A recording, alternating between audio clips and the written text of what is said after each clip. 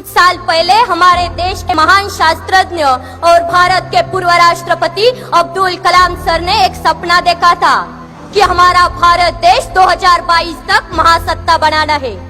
आज 2019 साल शुरू है। मुझे नहीं पता कि 3 साल में हम महासत्ता बन सकेंगे या नहीं, लेकिन देश में बार बार होने वाले चुनाव, उनकी वजह से बर्बाद होने वाले समय, पैसे और निर्माण होने वाली अस्थिरता की वजह से हमारे देश को महासत्ता बनने में बड़ी रुकावट है, जिसको चाहे तो हम दूर कर सकते हैं एक देश एक चुनाव संकल्पना के माध्यम से।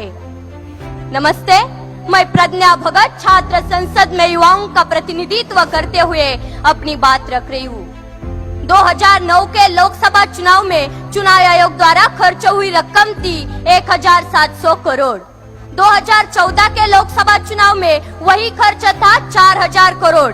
अनुमान है कि इस बार के चुनाव में यही खर्च बढ़कर 7000 करोड़ से ज्यादा हो सकता है।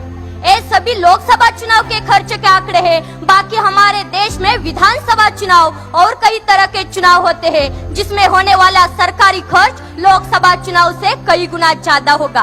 अगर ये सभी चुनाव एक साथ हो जाए तो हमारे देश के कई हजार करोड़ रुपए बच जाएंगे।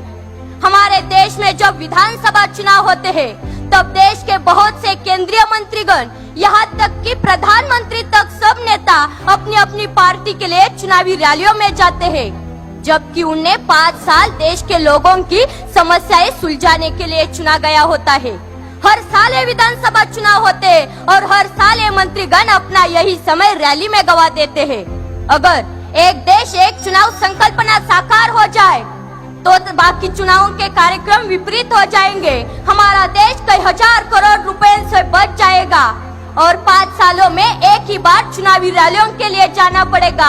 यह एक बहुत बड़ा फायदा हमारे भारत देश के लिए होगा। ना रुकेगा आचार संहिता की वजह से विकास और ना वो जाएगा प्रशासकीय व्यवस्था के ऊपर। बस इस पूरी संकल्पना में मुझे एक दिक्कत दिख रही है। अगर किसी लोकसभा या किसी विधानसभा में कम संख्या बल होने की वजह से कोई सरकार समय से पहले गिर जाती है या खारिज हो जाती है तो ऐसे समय में क्या किया जाए? क्योंकि अगर उस खारिज हुई विधानसभा या पंचायत का चुनाव फिर से किया जाए तो देश के बाकी चुनावों के कार्यक्रम के विपरीत हो जाएगा।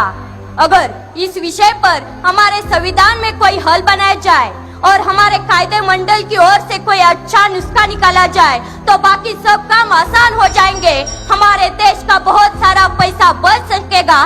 प्रशासकीय व्यवस्था पर हर बार आने वाला प्रेशर भी भारी मात्रा में कम हो जाएगा और हम गर्व से कह सकेंगे हम होंगे कामयाब, हम होंगे कामयाब एक दिन।